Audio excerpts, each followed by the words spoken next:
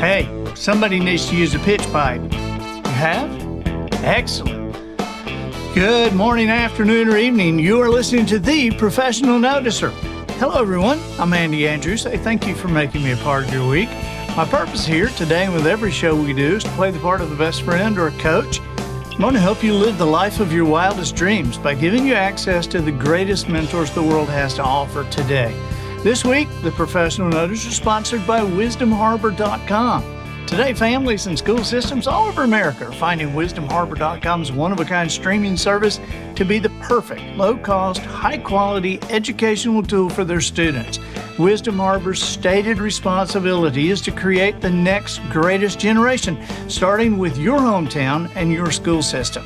For less than $3 a month per teacher, classrooms have access to original content only found on WisdomHarbor.com that teaches, entertains, and builds character in young people while creating conversations between young people and the adults in their community. Utilizing video, audio, and the written word, content is delivered in small bites by Grammy winners, CEOs, comedians, chefs, best-selling authors, and Hall of Fame speakers. There are even guitar lessons from an award-winning songwriter. Check it out today and join your friends and neighbors who are already part of WisdomHarbor.com. And isn't it time your schools got involved? WisdomHarbor.com, creating America's next greatest generation, starting with your hometown. Observations and answers, that's what we do here on the Professional Noticer. And as you know, we love it when somebody comes to the table with both. And we have that today.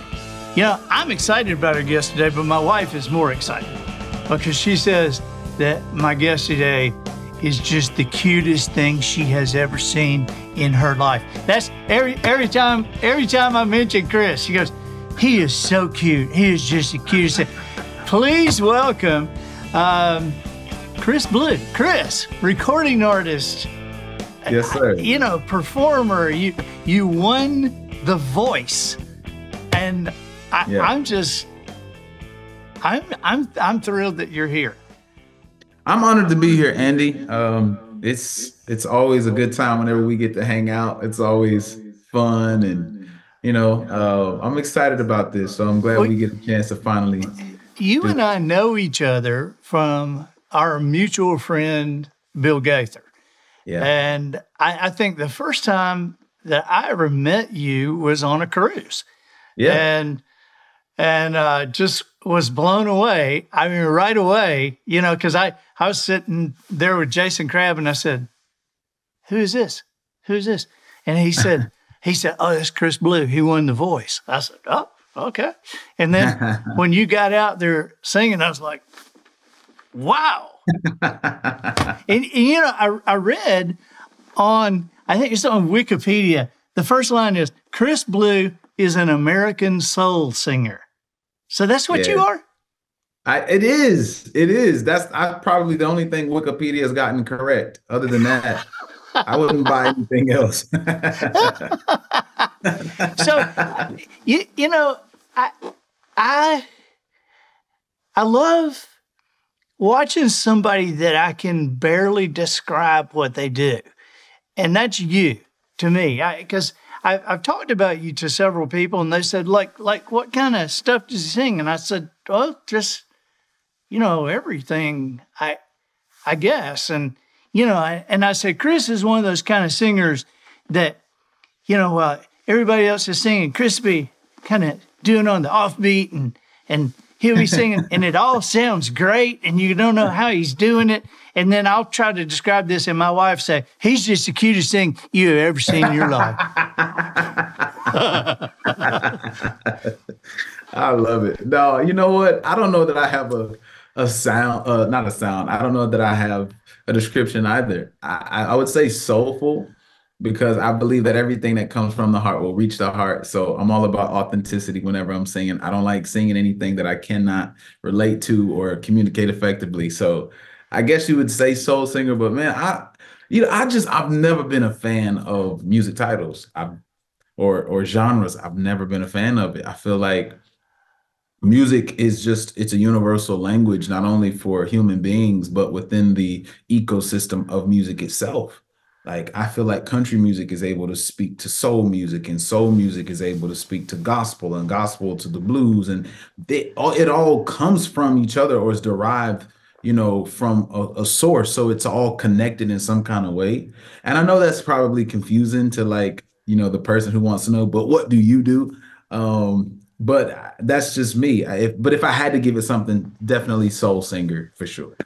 Well, I mean that sounds good to me too. I've seen you in gospel settings, and I've seen you in other settings. Because I mean, I was listening to Jason the other day. Jason sings country music, sings gospel music, sings contemporary Christian. Yeah. It's just so many different things, and it's Yeah. like you Thank you. do. You're just like all over the board. Where did you start? How did you? Because I don't know. I am confused as to how somebody gets as good as you are, and I, it's like you have several different lanes. I don't really even know how to describe that. But how did you start? How did you begin? When did you know you had this ability to just like rise above and I don't know. I will say though, I knew I wanted to get into music when I was 2 years old. So I'm the youngest of seven kids. My mom is the youngest girl of 14. And every Christmas we would go over to, I know, right? Every Christmas we'd go over to my mom's home, who's deceased now, God rest her soul. God bless you, Nettie B. We would go over to my grandmother's house. And that's the lady who got me involved in listening to Gaither music. Matter of fact, every summer when we would go and spend the summers with my grandmother, we could only watch two channels on TV, right? If we wanted to watch television, you got two channels: Gaither music DVDs, which played on TBN all the time, or Walker Texas Ranger. That's all you got. You want anything outside of that? It's not happening. So I'll never forget this Christmas. I was 2 years old, and we were there, and my cousins were outside playing, and this was like the moment for me. Like I would wait all year long to go outside and play with my cousins as a little baby. But for whatever reason this year I couldn't go outside because my uncle had this VHS tape, right? Many of our listeners may not know what a VHS tape is. Some probably still do. That's great. The VHS tape and the VCR, and I'm watching this quartet group called the Canton Spirituals, and I'm watching them, and it's just phenomenal. I'm frozen, stuck in front of the TV. I think I might have had on a t-shirt and a diaper. That was it. And I'm sitting here watching this group just murder it on stage. I'm like, wow, I think that's what I want to do. So a year later, at age 3, I begged my mom to let me sing, and we were having a family little show or whatever. And she put the mic down to me at one part of the song, and I had like this much of a part. But when I did my little part, the entire church went wild. And I was like, ooh, I like the way this feels. I want to do this. So the following year, I did my very first concert at age 4. I led 8 out of 10 songs, top to bottom. Yeah, I had memorized 8 songs from that VHS tape that I had watched when I was 2 years old. And so I just performed those 8 songs with my family backing me up. And I don't know, I guess over the years, I've always known this is what God has called me to do. And I've always had a love and a passion for it. And thank God it's been working and paying my bills. now you're in Knoxville, Tennessee, and you're the worship leader of what church? I'm in Knoxville, Tennessee. I'm the worship pastor at New Life Gathering in Knoxville, Tennessee. It's an amazing church. It's actually not very old. It's only about 7 years old. We planted this church 7 years ago in a building not too far from where we are now. And for a while, we just kind of moved around to different buildings. God bless us with the building, and so we've been here in this location for about a year and a half. We're already looking to go to 2 services because we're packing out the place every week. And we have 3 locations. We've got this location, we have another drive-in location, and then a location downtown. So God has really been blessing us. How does that work with you being the worship pastor? And I don't know how much you tour. Yeah, I a lot. but A lot. yeah, No, how does it it's, work? I'm gonna tell you, I have seriously the best pastor in the world. He understands the calling on my life and has been so gracious and so kind. He, along with the other staff members, have been so gracious and kind to allow me to go out and minister and do what God has called me to do. Um, and I take joy and pride in that because I'm also an extension of what the church here first, our mission here, which is to go ye out into the world, preaching and teaching the gospel. Yes, we are planted, but our mission is to plant churches and to evangelize and to spread the gospel of Jesus. And so I get to do that as an extension of this church whenever I go out and tour. But I have a great team, a great band, a great group of singers. And just a church that's super generous and loving and gracious. So I'm truly, truly blessed. Now, how did Bill find you? What is the I heard him say something about it. I was eating catfish. What? That's just true. That's half the truth, right? So, all right, I'm living in Chicago at the time. Me and my wife were living in Chicago, and I had a friend call my pastor here, who called me, and I believe my pastor thought we were still living in Knoxville, but we were in Chicago. So he called and said, "Hey, Bill Gaither's going to be here tomorrow night. Want to invite you to dinner. What are your plans?" And I'm looking around my Chicago home, and I'm thinking, Chicago, Knoxville, Chicago. I don't have any plans. I don't have anything. What's going on? Let's do it. He said, "Well, want to invite you to dinner. We'll see you at dinner at Calhoun's on the River, 7:30 p.m. tomorrow night. See ya." Hung up the phone, and I'm just looking around like, oh my God. Long I've got drive to for find a dinner, right? way. Yeah, I've got to get to Knoxville for dinner. So hung up the phone. I booked the flight immediately. I didn't care how much. I don't even remember how much it cost. I know it was a lot of money, but I booked it. I was on the first thing smoking. I slept on a friend's couch, met them for dinner, and man, he asked me to sing in the middle of Calhoun's, right? And I'm sitting here, wiping my mouth, trying to get the cornbread and catfish out of my mouth. And he's like, "Come on, sing me something." So I sing the only song that I could think of in that moment when you're on the spot. And the song was a song that my mother grew up singing, and she would sing every Sunday. So I just thought about that. What would mama sing? And the song was "Because He Lives, I Can Face Tomorrow," Which Bill and Gloria wrote. which I didn't know. You didn't know they wrote it? No, I didn't know. I thought the guy who wrote the song was dead. I thought it was a hymn. Well, I have teased Bill for years about still being alive with that many songs in the hymn book. I said, "You're still alive and you're in the hymn book. You got to be the only person who has songs in the hymn book that is alive." Right, right. But you sang "Because He Lives" and you didn't even know they wrote it? Man, yeah. So apparently I thought I did bad, but apparently I did good enough to get an invite to a Family Fest. And I went to Family Fest. Now I'm supposed to be on a flight back home to Chicago, but he was like, "Family Fest is Friday. Dinner was Tuesday. And we need you to, could you come to Family Fest? What are your plans?" That was in Gatlinburg? It was, yes. Yeah. Okay. All right. So he's eating in Knoxville on a Thursday, and the next night. Tuesday. A Tuesday. Okay. Yeah. And so now he's got 14,000 people coming to the Gatlinburg thing. I've done that a couple or three times. And so I know what that's like. Exactly. And so he just like, "Come sing."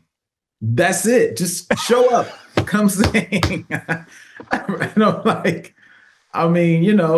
course, I don't know how to say no. So I say yes. But now I have to figure out my flight, which was supposed to get me back to Chicago. I have to figure out where I'm going to sleep and stay and all that stuff. So, I crashed on a friend's couch. And you're not even telling them, 6 hours ago, I was in Chicago. Right.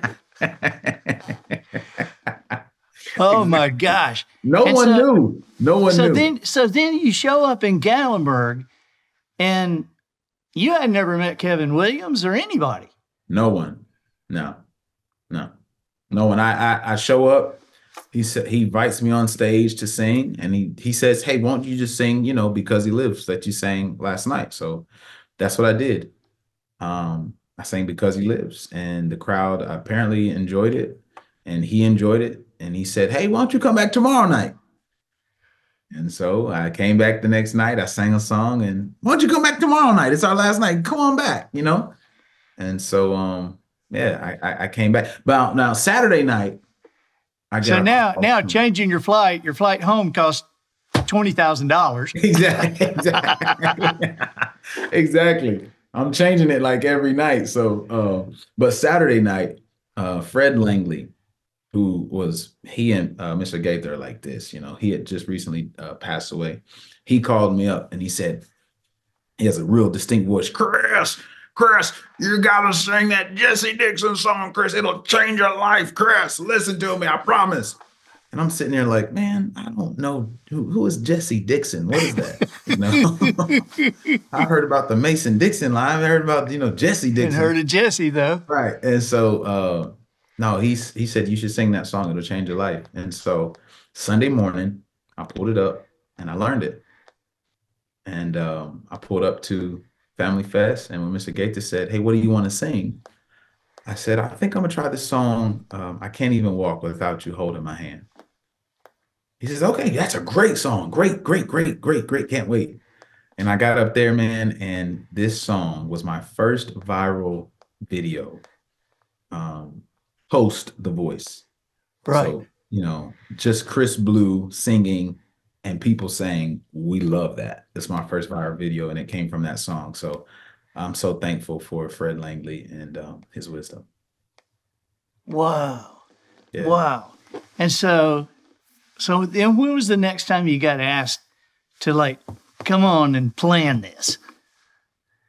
Was it a cruise? No. Mr. Gaither randomly called me one day and said, "Hey, me and the vocal band have a few shows in, I don't know, Peoria, Illinois or something." And so, because I finally told him, "Hey, I actually live in Chicago. I don't really live in Tennessee." So he's like, "Well, we've got a couple dates in Peoria. Why don't you come on the bus and come hang out with us?" So I did. I did for like 3 nights and loved it. And then I didn't hear from him for like 6 months, 7 months. And then I got a random call to get back to Family Fest. And then from that time, from the second Family Fest, I've just been getting calls to keep coming back. And it's been fun. Well, now I have seen on the schedule, you are doing the Christmas tour in December. That's true. Did you do that last year? Some. I did a few dates. I probably did about 3 or 4 dates. That's it. But I always tell people, because they know I have something to do with Boom Gloria. They don't know what, but they're seeing me sitting up there like Dan Aykroyd in the We Are the World video, and there's like, what do you do? Well, I just I'm friends with them, and so they say, I've always wanted to see them. Well, if you want to go see them, pick out a date in December and go wherever they are, because the Christmas show, it's just unbelievable. It's just, when I think, honestly, before I started having experiences with Gaither Vocal Band and the whole Gaither world at Family Fest, the only thing that I could wrap my mind around that would be the least bit entertaining to listen to a Gaither or watch a Gaither show from would be a Christmas platform, because they do Christmas shows better than anybody I know. Yeah, man. It is. It's just unbelievable. Phenomenal. Yeah. And I tell people that those nights watching what goes on, Bill is the best. He's the best navigator since Johnny Carson. That he can take that whole thing and just move it along, and and everybody's seeing a brand new show every night because even the entertainers don't know what song they're fixing to sing and No, what order they're going to sing it in. And you might no. have I looked up one night, and Russ Taff, this guy with 6 Grammys and 100,000 Dove Awards, he's doing the very first song. He's the opening act for the whole thing, and so it keeps everybody on their toes. Yeah. And I've sat next to Wes Hampton. I sat next to Wes one night when Bill turned around and pointed at him, and music started playing. And Wes is standing up going, I don't know the words to this. I don't know the words to this. I don't know the words to this. And David Phelps was right under him, telling him the words, and he's singing on the microphone. Of course, nobody even knew, but I knew, and I was just blown away that these guys can pull this off. Yeah, man. I'll never forget. It might have happened on the last cruise. I'm sitting there, and all of a sudden the song plays. And I'm thinking to myself, man, this song sounds so familiar. I've heard this song before. Wow. And I look back at Angie. I'm like, Angie, what song is this? She said, it's your song.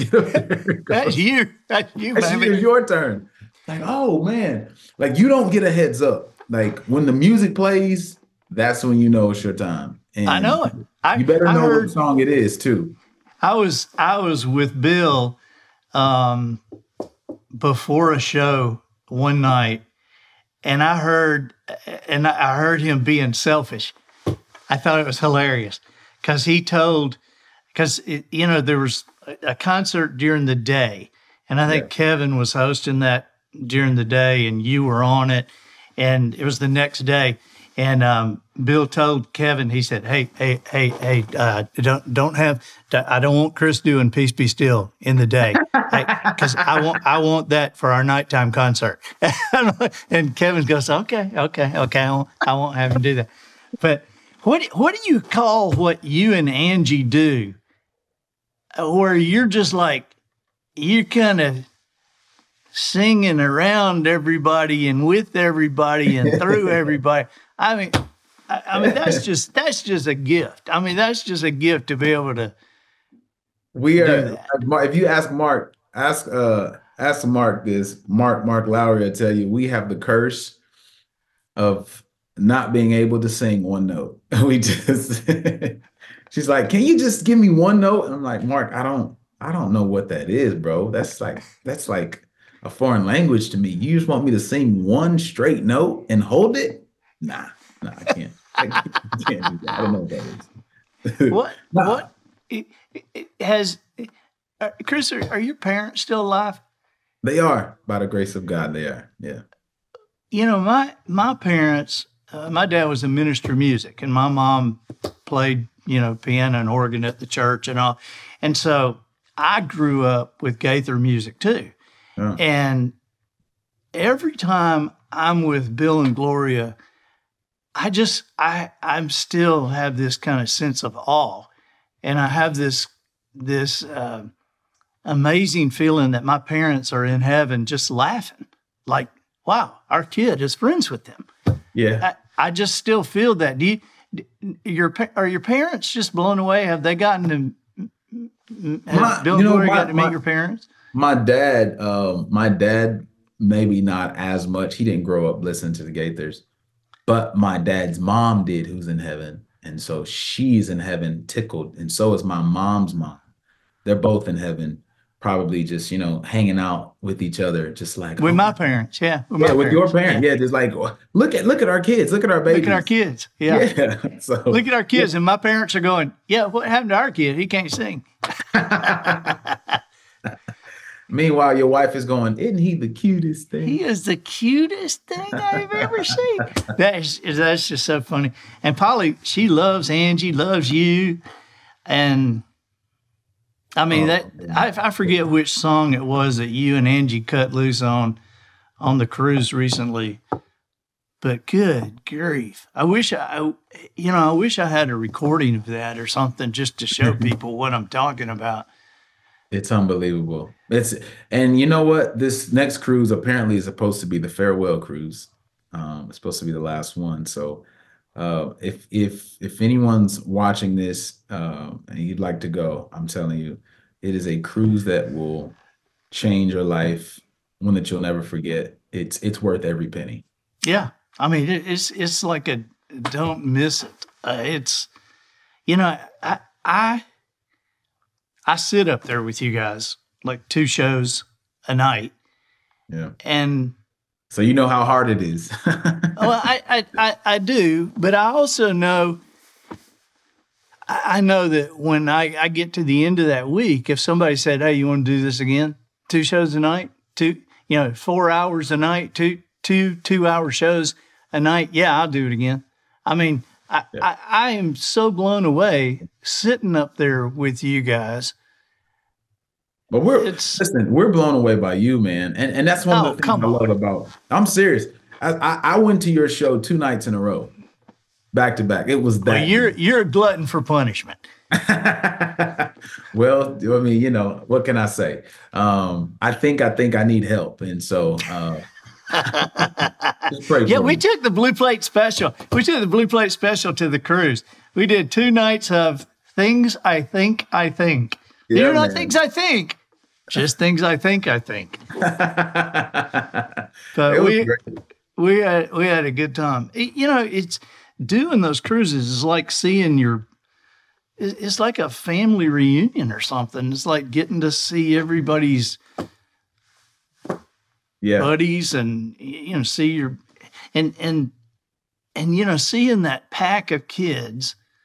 Everybody's kids, they all grew up together. Yeah. And this time my boys were not on the ship, and so the Martins Mm. girls and Joy Randall and Yep. the Wes and Andrea's kids all, where's Austin and Adam? Well, and it's just like there's a hole in that, but that pack, man, they travel around, and you saw that pack when they were 7, 8, 9 years old, and now they're all late teens, early 20s, and they're still hanging out. And You talk about, and this is a slight pivot, but you talk about a legacy that Bill Gaither is leaving behind. Like, he's been able, like, I believe we're all a part of this family, you yeah, know. Like, when I look at Wes, when I look at Adam and Reggie and Todd, Angie, Linda, Jason, you name it. Like, I'm not looking at a bunch of strangers. I'm not looking at friends. I really view everyone on that stage as my family. Any one of you guys can call me at any time of the night and say, "Hey, Chris, I'm in trouble. I need help. I need you." And I'll be right there, as if my first cousin was calling me, or, my uncle or right. aunt was calling me. And that's just a beautiful thing to have. And to know that generations are now taking on that same Yeah, identity. That's beautiful. That's rare. You don't see that. That's not something that you can just turn on television and find. So it it's really it's a is. And blessing. I'm always amazed at the lack of ego that people come to that stage with. Because I mean, if you got I guess if you got an ego, you got to look over at Sandy Patty, and there's 11-time female vocalist of the year. And there's Russ Taff, 6 Grammys. There's Jason, 2 Grammys. There's Gordon Mote, instrumentalist of the year, and But on 100 number 1 albums. And it's just, and then Bill and Gloria, yeah, 137 gold and platinum albums. yeah, 137 and ASCAP songwriters of the century. yeah, So it's amazing. There's a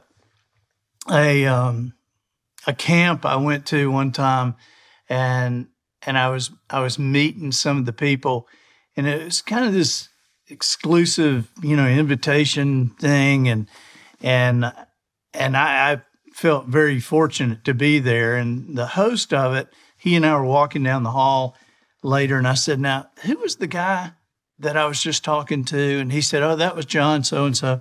And I said, "Well, he seemed like a great guy." And the host of the thing kind of turned around the hall and he said, "If he wasn't a great guy, he wouldn't be here." And I thought, well, I guess that's true. And it's kind of the same true about that Gaither homecoming, that tour crowd. You know, if you weren't, I mean, it's not enough to be a great musician. You got to be a great person. You got to. You got to be something special to get along in that group and just to be everybody's welcome. But phonies don't last long there. No. I've seen a couple ease in and out pretty quick, but I mean that is an amazing family group. What is your latest project, Chris? My latest project is a hymns project. Many people call it a passion project, and to some extent, they're right. My grandmother grew me or brought me up on these songs. Her, my mom, and my dad, you know, we would listen to these songs every Sunday morning and just throughout the week. And so I wanted to do something that paid homage to them. I wanted to do something that paid homage to just how good God is, how faithful God has been to me. But also I wanted to do something that would let people into my world so that as I'm reintroducing myself in the music marketplace and in the music industry, so to speak, people can finally get to know who Chris Blue is. And so I wanted to start them from the very beginning, which is my foundation. And this music is my foundation. And we'll build upon it, and we'll, you know, it's a life is a never-ending story, right? And I see music that way. I see our lives is that we're always evolving, we're always growing and forever changing. And so my music is going to reflect that. And I want, but, and eventually people will see kind of the Chris Blue that I truly, truly am now in terms of like sonics and the soul and the dancing and, you know, the rhythm and the funk and, you know, all that stuff. We'll get to that. But I want you to know everything about me. I wanted to start folks from the very beginning. And so that's why we did this project. That's awesome. I think that you need a Christmas album, and I think the name of it needs to be I'll Have a Chris Blue Christmas. Listen, so hold on, wait a minute. Second, I've heard that before. You're the second person, though. I wish I could say you were the first. You're the second. The first person who actually gave me this idea was Amber Nealon. Really? Yeah. I'll be darned. Yeah. Last year on the Christmas tour, she sat me down and we were talking, and she was helping me like put together my merch table, and she was like helping me like work through some things and like, this is what you should do and this is what you should blah, blah, blah, blah. And she said, you know what? Your Christmas album needs to be called I'll Have a Blue, Blue Christmas. It's like, that's good. That's good, Amber. That's good. And I promised her, I said, one day I'm gonna do that. And so she's right. She's right. And man, that Christmas music, that'll sell all year round. Yes, I love Christmas. Yeah, I like Christmas music better than I like anything. Oh, absolutely. Of course. I start listening to Christmas music. Usually I start listening to it in July.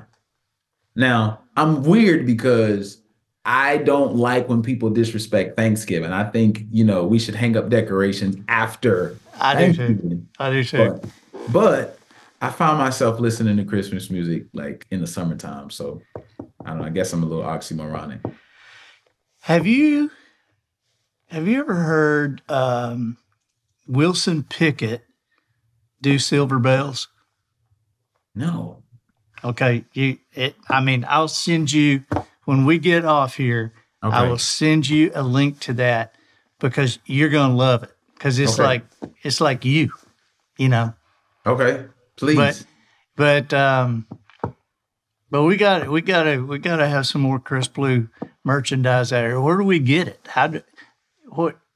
You can find all the music, the merchandise, everything. www.chrisblive.com.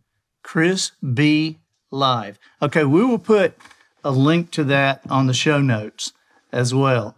Perfect. And how can I help you, Chris? What can I do? You're not just a buddy to me.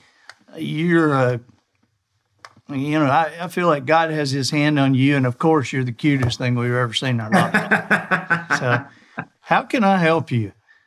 You know what? I've got some ideas actually.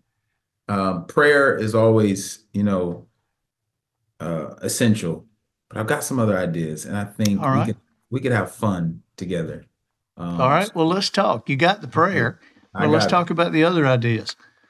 All right, all right. We'll talk offline. Okay. Thank you, buddy, for being with us today. Yes, sir. And we're going to put some cool links on your show notes and make sure people are thoroughly indoctrinated with Chris Blue. Very proud of you and honored to be your buddy.